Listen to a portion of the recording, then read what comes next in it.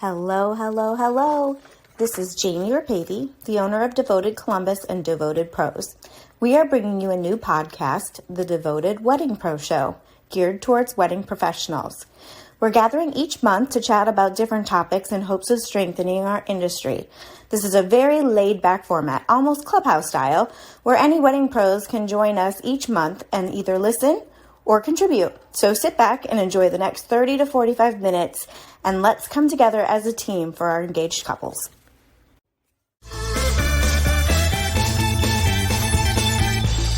We are here again this month with another educational topic, and today is how to prepare for a successful wedding day.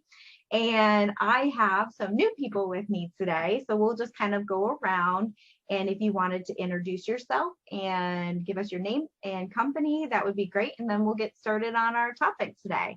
So Dave, why don't you go first? I'm Dave Kurtz with D&M DJ Entertainment. Awesome. How about you, Michelle? I'm Michelle Ritchie with Devoted to Details, and I'm a wedding planner. Awesome. And Emily? I'm Emily Holland with Ryan Holland Photography. Excellent. So we're covering the categories of DJ and entertainment and wedding planning and photography today. So at least that we've got those vendors covered. And so for you guys, what are some of the things that you guys do to prepare for your wedding day to, I guess, have like the best possible day and make it streamlined, easy, successful? Give me some ideas, thoughts, and tips. One thing I do as a wedding planner is I call all of my vendors and have a conversation about our different timelines. So everybody has a different timeline. And so, or an idea of how the day should go. So one of the major things that I do a couple of weeks prior is introduce myself, and we go over the timeline and tweak things. And it's never, my timeline never just trumps everybody else's. It's definitely more of a conversation with everybody to make sure we're on the same page. When do you find is the best time to make that phone call to the vendors? I do it about 2 to 3 weeks prior, depending on when I need some information. I find that that's the sweet spot, since all the decisions are made and clients kind of winding down. So. Perfect. What are any other thoughts on that? Do you guys make phone calls too? If you don't have a wedding planner, Dave or Emily, do you guys make calls? Emily, you want to go first? I do ask them about other vendors, and most specifically, I'm interested in if they are hiring a videographer, and also if their videographer is going to be requesting private time with the couple, that may be taking place during the time that I'm expecting to do photography. Sometimes the videographer likes to pull the couple away and do interviews or some additional things. So I just want to make sure that I'm able to account for that when I'm looking at how much time we have for all of the photos that they want. And then, of course, if they have a wedding planner, usually a wedding planner would reach out to me, but occasionally, especially if it's somebody who doesn't have a lot of experience planning weddings, they may not, sometimes they hire a friend.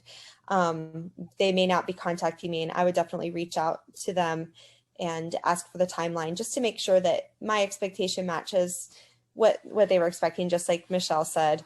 And I will ask them to send to me what their reception timeline looks like.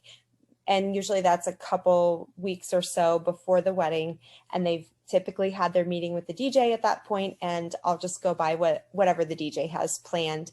But that way I know what to expect during the reception. Yeah, perfect.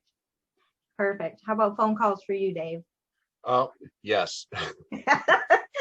Oh, yes. What I find is I'll go through my stage so you can kind of see how I kind of run through this. What is going on here? Okay. So my stage process goes like this. So the initial, say I'm your DJ kind of thing, and I'll get together with you 3 months out.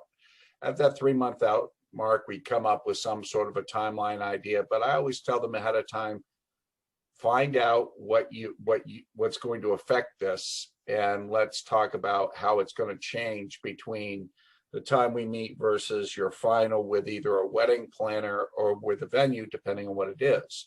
Obviously, when it's finalized at that point, we already have some idea because they talk to their photographer. Oh, we're going to do a sunset photo, or we're going to do this, that, and the other. Basically, anything that affects the actual from start to finish. And so that the day of, you show up and you're ready to rock and roll. I also send an email about 3 weeks out, reminding them to get all their music and people together at least 2 weeks out, because at that point, that's when music and people come into play. Because we've all had the best man or maid of honor get fired, and somebody else has taken their place, or maybe their first dance song has changed, and so forth. I do think it's really important also that with the videographer idea is to make sure that they know how to hook into my system instead of just showing up and making the assumption, because not all DJ rigs are able to do that. So, there's a lot of other little prep things that I do personally, but I think the reaching out to the different vendors and different people that affect all this, and especially when it comes to our whole focus of what the day is as a team. I can't tell you how often that a photographer, their mind will be blown that I'm handing them a timeline. It's like, this is my timeline. This is what I got that's yours to keep. And I mean, when Emily and I first worked together, she was like, wow, this is cool, but it doesn't matter if my timeline is off. What matters is the fact that we're, at that point was, oh yeah, this is what I have, or this is what we're going to do. But yeah, that prep work has definitely makes it less stress kind of thing. Mm-hmm. And I know as venues too, if you're on the venue side of things, the venues do call all of the vendors as well, just to make sure they know arrival times and what everybody's role is as well. But the week before, I like to just call the week before and find out what changes might have been made, because we all know these couples tend to make changes at the last minute, and I'm sure we try so hard to say, no more changes 2 weeks out, and that doesn't really happen. We know that. So that week before is definitely for us a really good check-in.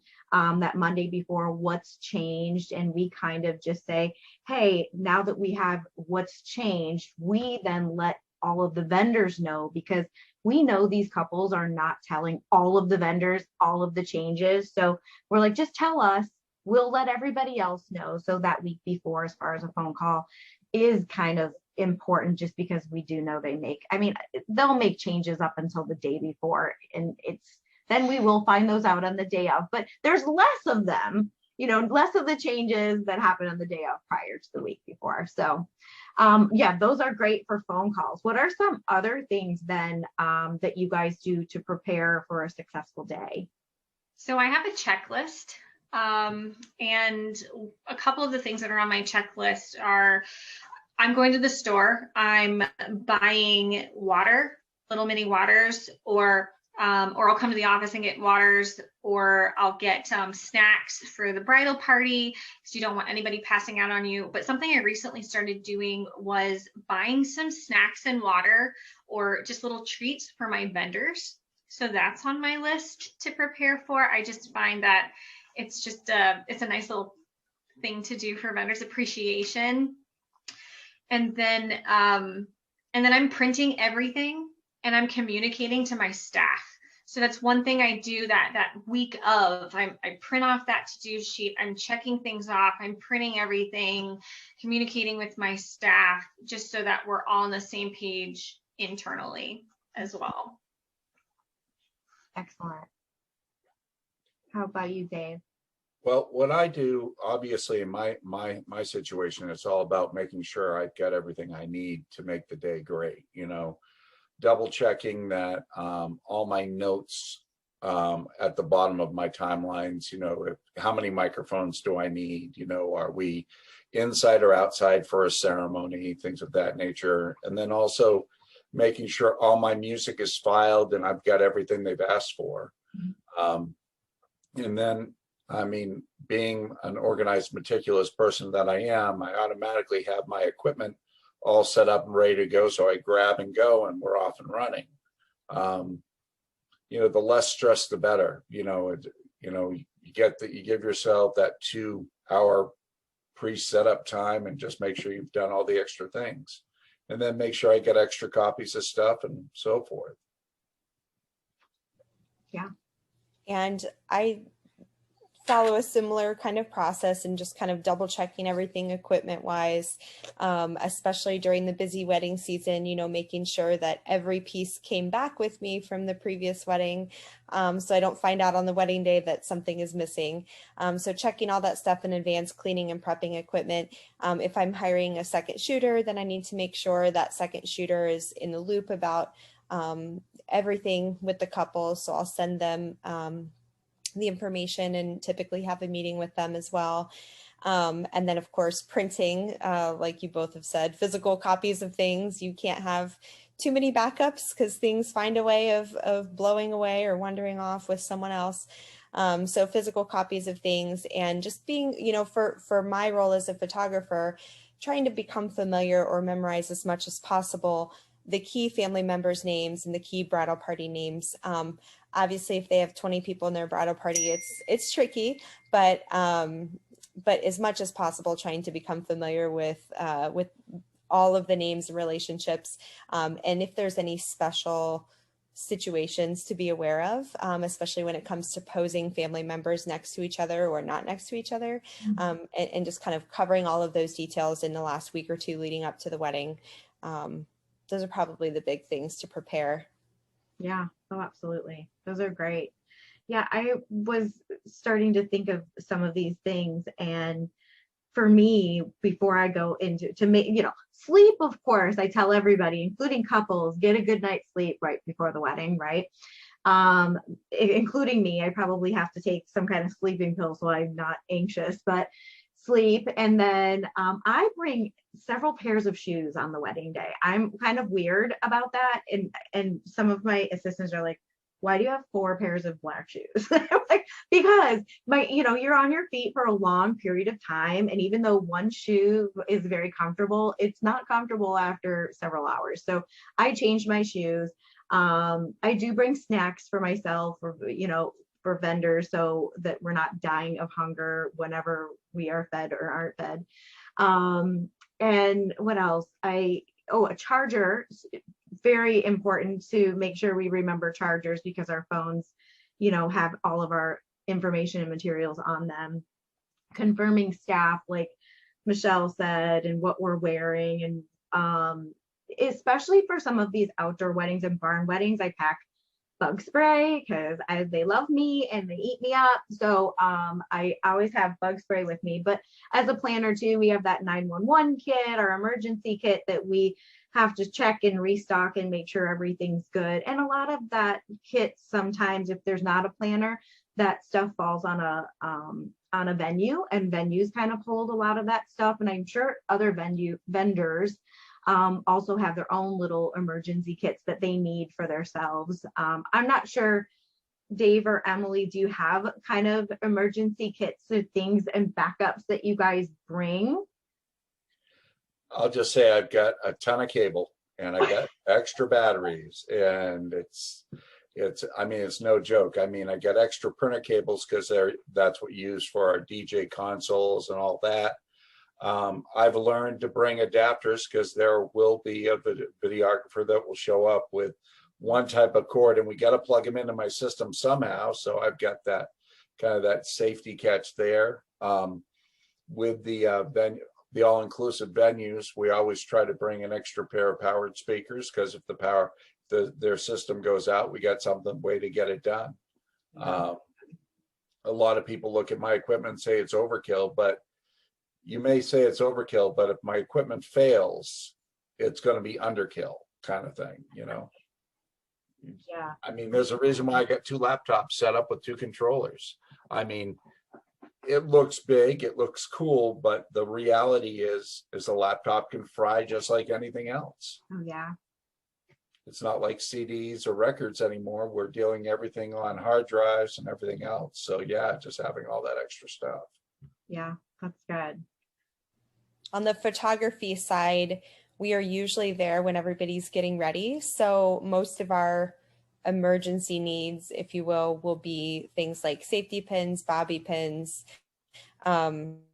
Band-Aids, things of that nature, especially if there's not a planner or if the planner is not, if it's like a day of coordinator who's not there for the getting ready portion, then we're kind of sometimes the only vendor around. So having some of those extra little things is helpful so they don't have to dig around, or if somebody forgot things, little pairs of scissors, stuff like that.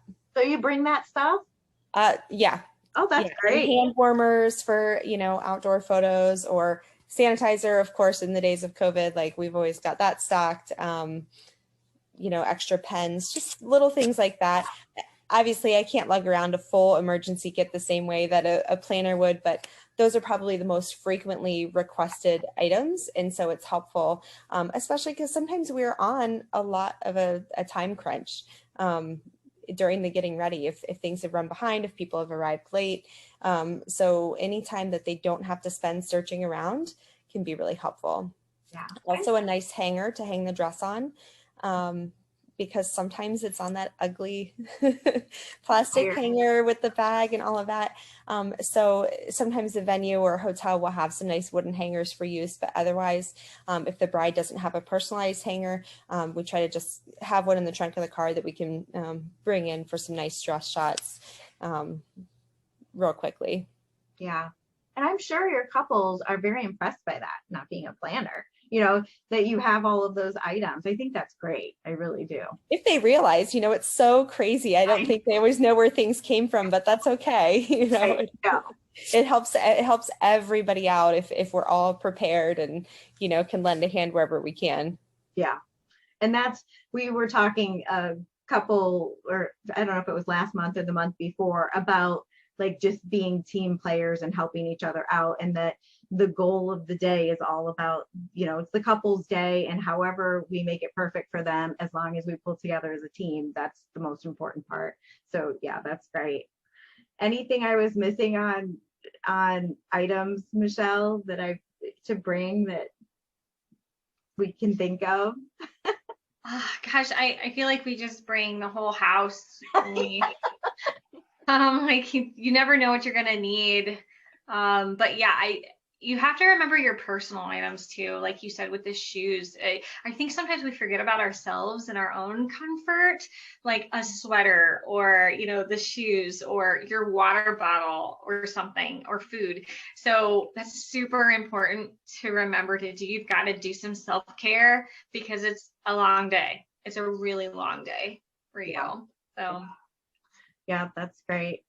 So on the side of maybe things that we, Dave mentioned maybe some things that we can tell the couple, how they can prepare for, this would just be clues or, some things for us to be able to remind the couples of, to make sure that their day is successful. What are some things that you guys remind your couples of?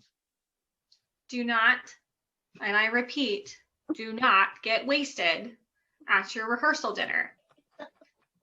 I joke around with every single one of my clients at their rehearsal, and I'm like, hey, like you've got to get lots of water. You shouldn't drink too much. And we have a big old laugh about it. And no kidding, at my last wedding, I said this. I looked straight at every individual, and of all the people, the mother of the bride got wasted, and she missed photos the next day. She felt terrible.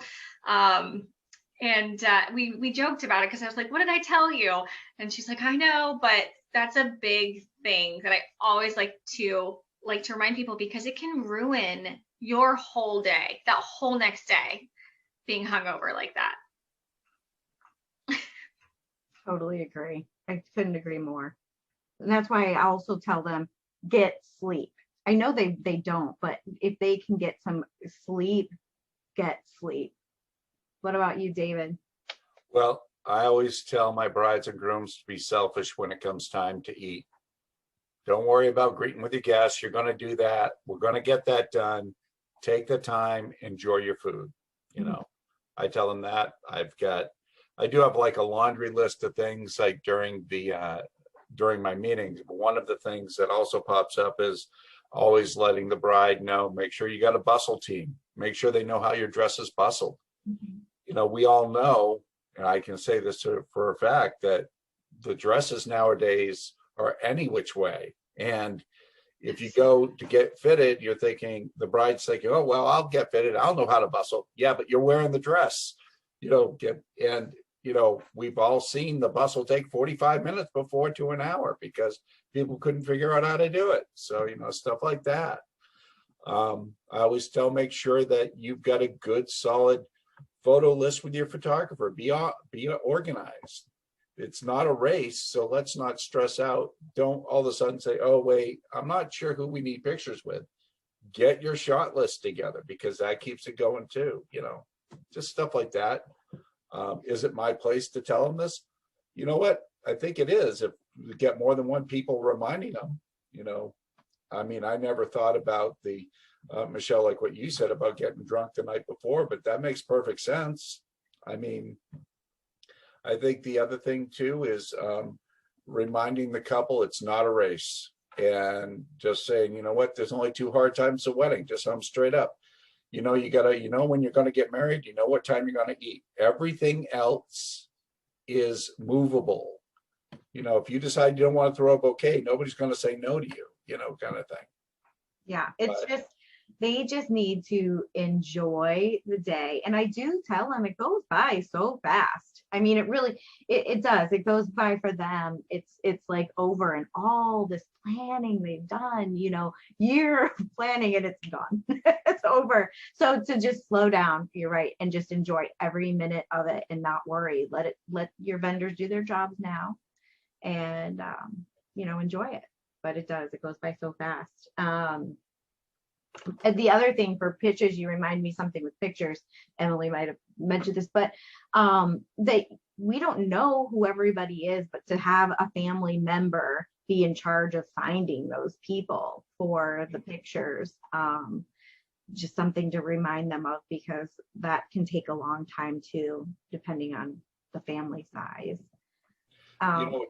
That's one of the things that I think derails a wedding timeline more than anything else, is key family members leaving the ceremony area and like maybe leaving the church and driving to the reception, or just leaving the area, going to cocktail hour to socialize, and you can't get them back. So that's a big thing that we talk about in the preparation process, and communicate throughout, and do the reminders, send reminder emails, tell them at the rehearsal, tell them in advance, remind them at the rehearsal, remind them that morning. You can't tell family members too many times that they're going to be needed for photos. And I'm sure, Michelle, you've seen this become a problem. And then, of course, for you, Dave, on the DJ side of things, you can't get the party started until, photos are done. And I really don't like to run late with that at all. So lots and lots of reminders. The other thing with photos and prep with the couple is just making sure that their flowers will arrive before they begin any of their photos, especially if they're having a first look or doing photos early in the day. Sometimes that's a detail that they don't think about, and they think as long as they're there before the ceremony, that's okay. But you really want everybody to have their flowers before the formal pictures or first look begins. Yeah, I catch that on 95% of my weddings, where the flowers are being delivered after they start their photos. So that is such a big call out. The other thing, to your point, Emily, the big thing that I run in with timelines is they provided a shot list, but they never updated it. They never considered all of the family members. They didn't have they didn't speak to their parents about who they needed to include. So they're grabbing people, and it's virtually impossible. And then as a planner, I'm a bad guy, because I'm like, dinner is in like 10 minutes. Like, we don't have a choice. Shut it down. We're going to have to figure something else out with the photos. And unfortunately, I think wedding planners in general are very anal about their time. We have flexibility, but we're anal. We're like, as long as we can get to dinner, I don't care what you do. We got to get to dinner. So yeah, it's very it's frustrating. And I think the more education we can do with our clients about that up front, just like you said, the better everything will flow. Yeah. And as you're working with couples ahead of time, I think sometimes they get caught up in online lists or what other people have told them they need to do, and they end up having so many family formal combinations, and that's when it starts to become really a time suck. I mean, ultimately, and people are missing, and they're repetitive combinations, and you're getting close to dinner time. And I think one of the things that we should be doing as an industry is kind of reframing that part of their day. It's honestly the least fun part of the day for the couple. You know, they're standing there smiling, they're not getting to socialize, they're not visiting, they're not eating or drinking, they're not dancing, they're not really doing much besides just standing there and having different people come up with them. So I try to frame it for them like, these are those formal family portraits that are meant for somebody to print and hang on their wall. If nobody's going to hang it on the wall, couldn't you just do a larger group combination? If you're never going to hang a photo without your nieces and nephew, then just do the one combination that has your nieces and nephews. And that can help speed up the list and get them to dinner sooner and get them, not standing there for as long and not having to get through so many combinations. And I think it's hard because there's so many lists online and people feel obligated to do every combination. But like one of you had mentioned in talking to the parents, it's like, yeah, talk to your parents. What do they want? What do you want? And how can you do it in the least number of combinations, realistically, to still have everything everybody wants, but without standing there for 90 minutes. Yeah. One other thing that I thought of as you were talking is, as an industry, we need to get better about talking about tradition versus what they want. I'm constantly asked, well, what's normal? What's normal? And, a few years ago or, 10 years ago, we always talk, well, this is normal. This is traditional. And I think that has changed. And we have to say, well, what do you want? Like, what do you want from this? There are endless possibilities. You tell me what you want, and we can come up with a plan to maximize what your ideas are. So to your point about so you want to appease your parents. You want to get these, 30 people in this photo. Well, what's the best way to do that without sucking the fun out of your day? I think that's just such an important thing for us to think. We got to think outside the box and not just think about traditional. And we've got to teach them that it's not just tradition. So I've got a couple photo timeline questions to pick your brains about. Okay. How much time should be budgeted for sunset photos? Because I always hear, oh, it's only going to take 5 minutes, and a half hour later. So I think there's a couple of factors involved. How long is it going to take the couple to physically get from the dance floor to the location for the sunset photos?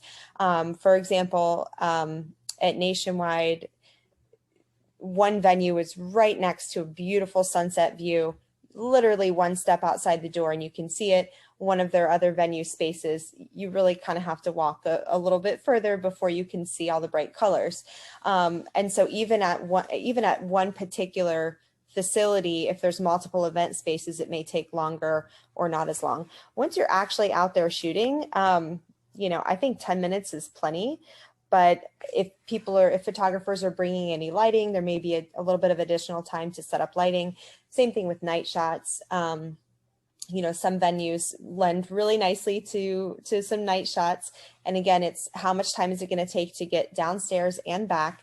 If there's lighting equipment involved, which typically for night shots, there probably would be, that may be a few extra minutes to get, the lighting set up. And then I would think generally 10 minutes would probably be enough of actual shooting time, unless the couple wanted to move to multiple locations outside, which is sometimes the case.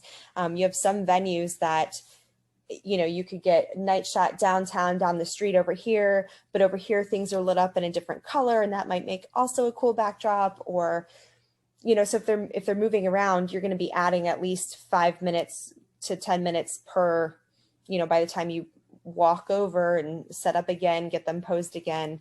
So it's, unfortunately, that's a really long way to say it depends. And it's kind of like a 10 to 20 minute there. Yeah, I would honestly think that it would be rare for it to be less than 20 minutes unless the view is right outside the door.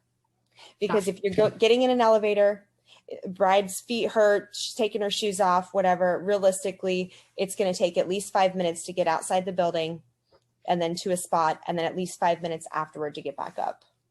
Okay. So following into my next question, because sometimes like at certain venues, the bridal party will want to leave the premise right after during cocktail hour to go to do a photo shoot somewhere.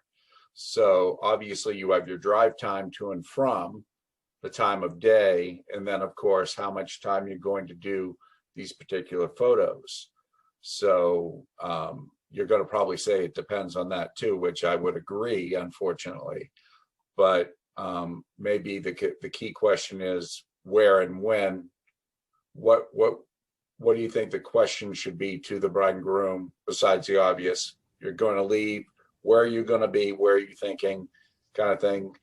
Because I know that I always hear about timelines being pushed back, and I know it's because the question wasn't asked. Right. Where are you going to get the photos and all that fun stuff? I think part of the problem is, this is very generally speaking, but I think sometimes vendors are nervous to voice concerns to the couple. And so if the couple has, let's say they have 45 minutes from the end of the ceremony, or 1 hour from the end of the ceremony into the time they're supposed to be introduced. Well, we know it's going to take at least 10 minutes to maybe 15 to bustle a dress and line up. And have the DJ, verify the name pronunciation, the order, all of that. So you really want to be back there in 45 minutes. Then they've got family photos. Then they want to take the bridal party off site. That may not be realistic based on, depending on where they are and how many family formals combinations they want to do. Mm-hmm. But I think people sometimes are nervous to speak up and say, you don't have enough time. How can we adjust your timeline? Could we go off-site before the ceremony? Could we choose this other off-site location? Could we go outside the venue and simply walk around the corner to this other space that looks visually different from your ceremony space? And I think that's something that as photographers or planners, that really we should be doing and having that conversation before the wedding day. Because there's nothing more stressful than going into a wedding day and knowing the timeline is not realistic, because you're impacting everybody else. Mm-hmm. And once the hot food is ready, you don't want to make guests wait to eat. Yeah, totally agree. I want to ask you one question too before we wrap up. I love the idea of educating for us a little better on these traditional photos, because I can't stand a lot of traditions and I don't know why they do them all. I really don't. And they really don't get them printed. But how many do you think is the ideal amount of photo combinations? So if we were to advise our clients, what do you think they should try to stay under or between? I know I'm putting you on the spot. I think if, and of course it's going to be more if parents are split up and have, separate families. But again, I always go back to what would people really hang on the wall? Your mother is only probably going to hang a photo of either her entire extended family, if this is a group that really wants every aunt and uncle, or that immediate family side. So probably 10-ish combinations. Okay. And that's going to get each side's immediate family, the couple, maybe all the parents in a group combo shot. And then of course, some of those key guests, like those grandparents, where it's a really big deal that the grandparents have been able to travel to make it. But I always go back to, what are you actually going to use? If this is a shot you're going to see in a gallery one time and not look at it again, it may not be worth the 5 minutes it takes to get everybody posed and get the shot. Yeah, I love it. So my anniversary was 25 years yesterday, and we only did probably about 5 or 6 combination shots, but we made that picture of the entire wedding, like everybody, all the guests. And that was the one we put on our wall, and everybody, that it's everybody. There you got the shot of everybody. So I just say, get rid of all those, get the one shot of everybody at the wedding and be done with it. Good luck on that one. Okay. Yeah. But anyway, it has been super educational, I think, this time. This has been great. Emily, I'm making you the showcase person today. But anything that you guys want to add to this conversation before we wrap up that we could have missed? No. Every time I ask that, every month we don't get it. Anyway, I think it's been great. So thanks so much for hanging with us today and learning. And, all of you wonderful wedding professionals are invited to come share your opinions and your thoughts with us every month. So if you're interested, make sure you get a hold of us. But thanks for being with us today, and we'll see you next month.